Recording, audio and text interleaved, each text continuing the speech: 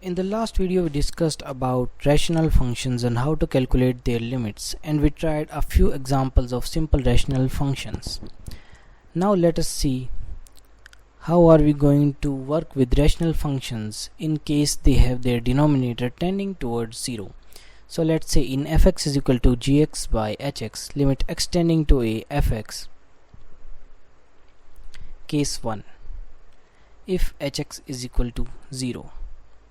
If gx is not equal to 0, in that case just your denominator is 0, so you cannot say anything about it, so limit does not exist, it's indefined. Okay. Case 2, if gx is equal to 0, then something interesting happens. You can think that it goes 0 by 0 indeterminate form, but this is not actual value. These are limits. We are calculating limits.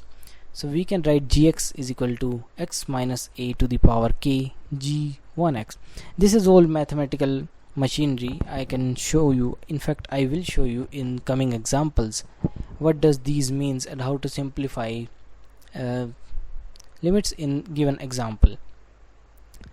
So we write gx as this and hx as this form, and as h a tend towards 0. Now if k is greater than L, k is maximum power of x minus a, sorry about that, so limit fx extending to a, limit gx by hx, we can write it as expanded polynomials, and now both the terms have x minus a, so we simply subtract their powers.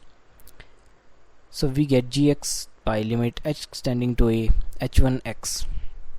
Now the above term tends towards 0 because x minus a, x tends to a, so it becomes a minus a, so this term becomes 0. Simple. But in the case k less than L, the limit is not defined. You can check all of this, these will work nicely. I have just write in these generalized form. So let's understand with example. It could be hard for you to get it that way. Let's simply take an example, limit x tending to a x cube minus 4x squared plus 4x divided by x squared minus 4. You can check the denominator is tending towards 0, but when we factorize it, we can get something interesting. If we can cancel out the terms causing 0 by 0 form, we can simply have a perfect limit even if the real function is not defined at that point. So here we cancels x minus 2, which was causing us trouble, and in the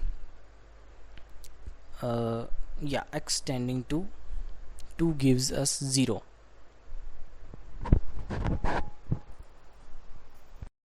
In this case it was giving us 0 either way, so we inverted it, and now see, now we are getting that same 0 in the denominator, so this is not defined.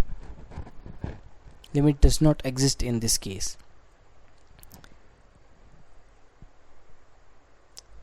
Practice more problems about related to this, and in future I am going to discuss more problems related to this, and we will also try them in harder problems combined with trigonometry, etc. You can try this problem, for then the answer is 2.